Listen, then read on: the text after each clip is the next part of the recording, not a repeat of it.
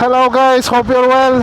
As you saw from the thumbnail, today with me I have the BMW F900 GSA. This time we went all the way to Germany. Okay, it's not my first time riding BMW. So, if you are interested in this video, please stick around. As you saw from the intro of this video, I have with me the 2026 BMW F900 GSA. So this particular version, it comes into this sage green metallic. Okay, it's very different from the previous versions. So let's start with the engine. The engine is 895cc parallel twin. It delivers 105 horsepower at 8,500 RPM, and it delivers 93 Newton meters of torque at 6,750 RPM. The suspension, let's go in the front. The front is 43 millimeters upside down forks, and at the rear it comes with the electronic suspension, the ESA, that you can adjust it over here. Then we'll go into detail after. Let's go at about tires. The tires, it's ready for adventure. I like the 21-inch on every type of adventure bike. This comes with the 21-inch at the front and 17-inch at the rear. And this particular model, it came with the Bridgestone tires. Tires are tubeless too. So let's talk about fuel range. So this being the adventure, it comes with the big tank. The big tank holds 23 liters of fuel, autonomy between 400 to 500 kilometers. If you go to the normal F900, not the adventure, the GS, not the adventure, it takes 14.5 liters and it delivers around 330 kilometers in autonomy. So now let's talk about safety, let's talk about brakes. So this BMW 900 GSA, it comes with twin pot caliper 305 millimeters disc at the front, and it comes with 265 millimeter single disc at the rear, and both front at the rear it comes with Brembo brakes. So in terms of seat height, this BMW F900 GSA, it comes into 875 millimeters, but however, maybe in 160 centimeters I opted for the low seat, which it went down around 845 millimeters. Maybe in 160 centimeters I can touch the ground at the end of my foot, which is quite comfortable really, and I have good control of the bike. So let me give you a bit of an overview of this BMW 900 GSA regarding the infotainment system. The bike being keyless, I have the key in the pocket. You just press this button over here, you're greeted with the normal 6.5-inch TFT display that you can find on other GS models and on the BMW XR. So I'm gonna switch on the engine so I can show you the suspension settings. So you just hold this button, the suspension, you can select through dynamic or road. You can select if you are with pillion and luggage, let's say, and you can feel the bike going slightly up when you are loaded. Or otherwise you can put it dynamic or road, obviously dynamic being more harder. So on the handlebar, typical BMW, so let's switch it off. On the handlebar, typical BMW, you have here, you have the cruise control. Over here you have these hazards, as I mentioned earlier. This is the suspension settings. This is where you go through the menu, signals, horn, and this typical swivel. Over here you have the heated grips. You don't have to go through the menu. It's very convenient. This is another convenient button, which is the mode, which you can select over here the modes that you want to go through. You can just press the button over here and it changes dynamic, road, enduro, rain, which is very, very convenient. Here you have the USB-C that you can charge your mobile or other devices. You have the cradle for the GPS ready as well. You have the typical BMW, let's say the small cigarette lighter, we call it, if you want to call it like that. So let's have a walk around. Let's start with the headlight. The headlight is quite nice as well. It has this design. It's signed BMW LED. It comes with the double peak. This part, I don't really like it. It looks a bit too much in my opinion. It comes with the integrated OEM fog lights over here. It comes with the crash bars over there. It comes also with the center stand. Endurance chain, supposedly it's better for, it doesn't need that much lubrication. This particular bike, as you can see, it comes ready with the luggage racks. Okay, over here. This being the F900 GSA, it comes with the tail light over there. Okay, let me switch on the hazard light so you can see it better. It comes with full LED. The normal F900 GS, it doesn't have this. It comes integrated. Okay, this particular bike, it comes with the Akrapovic signed BMW Motorrad. Electronic suspension over there. These pegs, these foot pegs, which are very good when you go off-roading as well. It's quite sturdy. Another thing that this bike came with the skid plate. However, in my opinion, I would change it for peace of mind because it's quite thin. I would make it thicker. However, just to begin with, it's quite a good skid plate. So do you want to hear the F900 GSA with this beautiful Akrapovic? Let's switch it on together.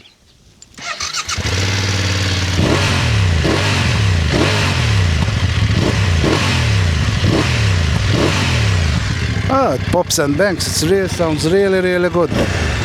That's around 4,000, 5,000 RPM.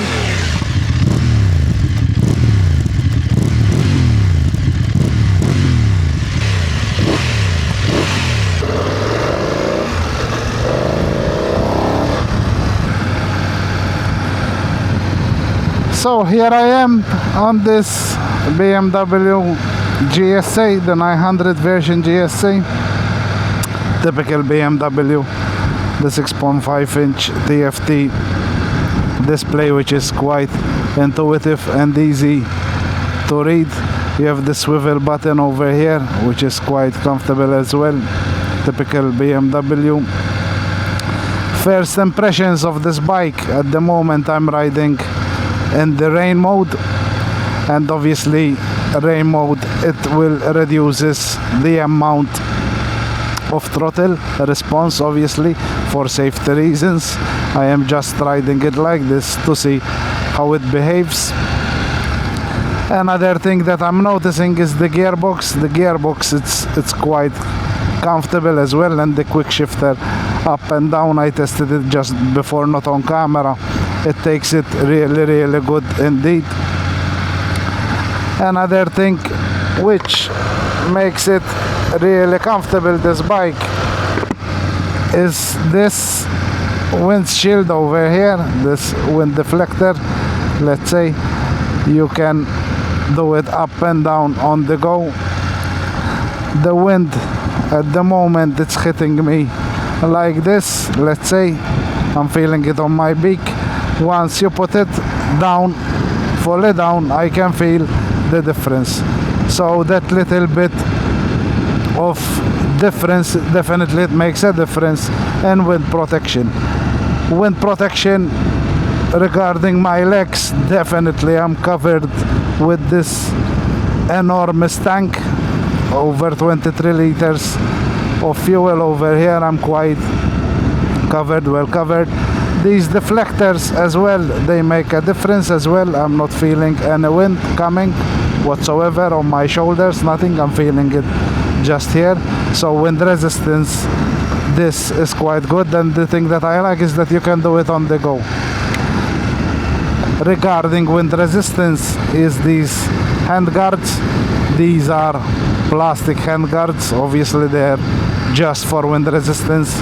If you're thinking of doing some serious off-road riding, I would definitely change them, because they are very flimsy, and definitely with a fall you'll end up breaking them, so might as well change them. Visibility from this bike, the mirrors are quite good. I can barely see my shoulders, so I cannot see them at all, which is quite good. Let's see the throttle response with rain.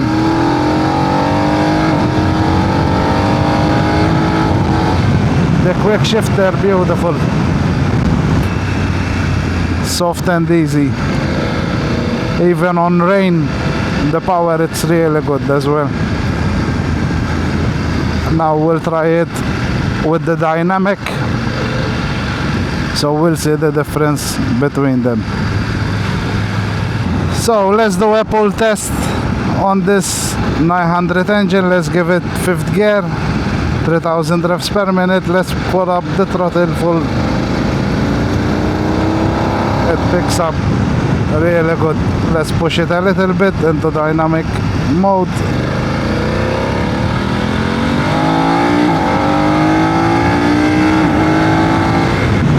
Yes, there's a massive difference.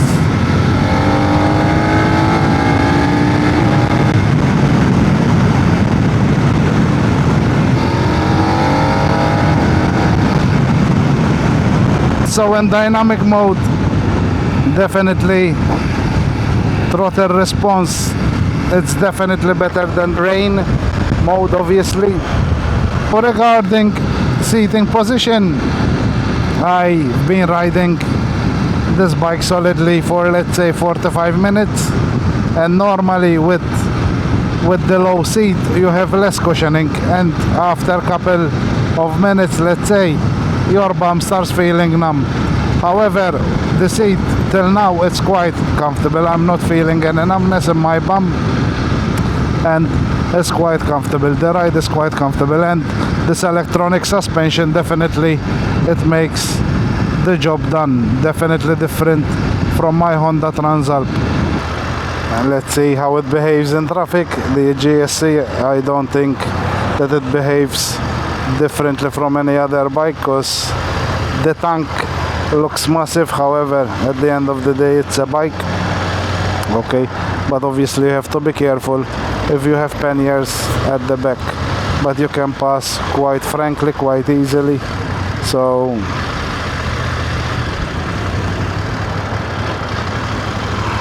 I can see that in dynamic on 2nd gear, below the 2000 revs per minute, it starts knocking. I have to check this thing in rain mode. Maybe because it's in dynamic, it's not holding the gears very well. But yes, rain mode and traffic, I think there's a difference as well. In dynamic, obviously, the map is more aggressive, so around 2000 revs per minute, it started knocking. But this is below the 2000 revs per minute, as you can see, and it's not knocking. Now it started knocking a bit. So I would expect that the gears, it holds them very well. My Honda Transalp, it holds them a bit better than this. Another factor which is important on this engine is that this engine, BMW did an agreement with Lincoln in China, and this particular engine, it's designed in China, it's manufactured in China under BMW specifications.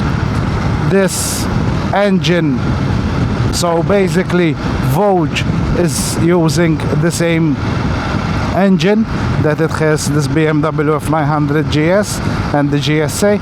Okay, however, on the Vogue, it's I didn't ride the Vogue. I cannot say anything against it or in favor. However, on spec sheets it says that the Vogue, it delivers 95 horsepower, and this one, it delivers 105 horsepower. So there's a delivery output, there's a different delivery output of 10 horsepower between the Vogue and the BMW 900 GS and GSA. Also, when you stand up, standing position is quite good as well. You have good control of the bike. You press the brake easily. You have really good grip with this tank over here. Quite a comfortable standing position as well. Another thing which is good as well is the self-cancelling indicator over there. It's gone, the self-cancelling indicator. Another thing which we consider as bikers, at least I do anyway, is the weight of the bike. Obviously, once you buy the bike, you have the bike, let's say you buy these type of bikes you buy them just to make adventure. The weight, it plays a massive part in this segment. So this bike being 246 kilograms, it's quite on the high side in my opinion. Anyway, that's what I think. However, once it gets going, this bike, the weight is all gone. But if you have to drive slow, the weight, you can feel it straight away. And you have to think ahead with these type of bikes, how you park, so you don't get into tricky situation. And also you have to factor the fact that if you have pillion and also luggages, you have to bear in mind that stuff as well, because obviously you'll come more than 300 kilograms in total, and 300 plus is not a joke when you come to tricky situations. So yes, you have to bear that in mind. But as you turn around, the bike turns easy.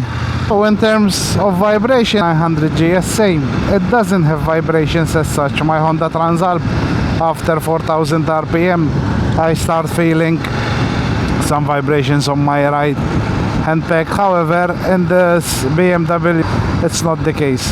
What I noticed is when it's on low revs, the bike needs to be more revved. So let's say if you're turning a corner, you have to rev the bike, otherwise it gets stalled very easily.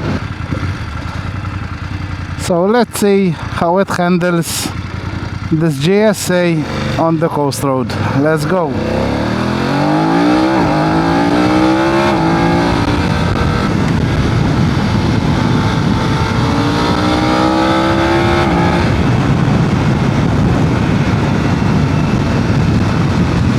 It pulls up really good indeed.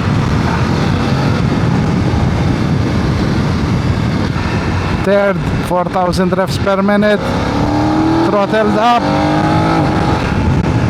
and that's it. And in the corner we go. Yes, yes. Road sensation, definitely feel it. Although it's with the 21 inch. Plenty of fun, yes. And just like that, guys, this is the end of the review of the F900 GSA. As you can see, I'm not next to the sea today because there was no shade. I had to change the places where I shot this video because now it's being too hot. Anyway, so one thing that I really felt compared to my Honda Transalp is the weight. Being 246 kilograms for a 900cc is quite on the high side. However, that's because this is the adventure version. Okay, so it adds the kilograms just because it has more fuel range, which can give you up to 500 kilometers. Another thing downside you can say, but everything has its own ups and downs, is the engine. The engine, I felt the heat coming from both sides. And another thing about the engine is when you leave it low revs, it starts knocking. Okay, so if you're gonna be in traffic or you pull over, you need to rev up the engine. However, on the whole, this machine is built for touring and for adventure, with pillion, with luggage.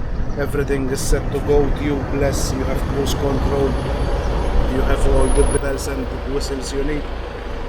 So if you had to ask me, would you get this BMW 900 GSA? I wouldn't get the GSA, I would get the normal F900 GS, because I wouldn't want to carry all this heavy weight all the time with me. If I'm going through an expedition, just to be on the safe side, I would take a fuel bladder with me. I would connect it to here like I did with the T-Max back in Albania. I took a fuel bladder with me, and when we thought that we're not gonna meet with petrol station, I just filled it up 10 liters, and I will meet with a petrol station definitely during those 10 liters. So I would get the normal version for sure. I wouldn't get the adventure. Anyway, if you have any questions, just put them in the comment. I hope you enjoyed the video, guys. If you did, hit like and subscribe, and I'll see you the next one. Ciao. Massive thanks goes to Muscat Motors Limited for lending me this bike so I can do a full review. Although I have full access to the bikes, this review was my personal and honest opinion. Thanks for watching.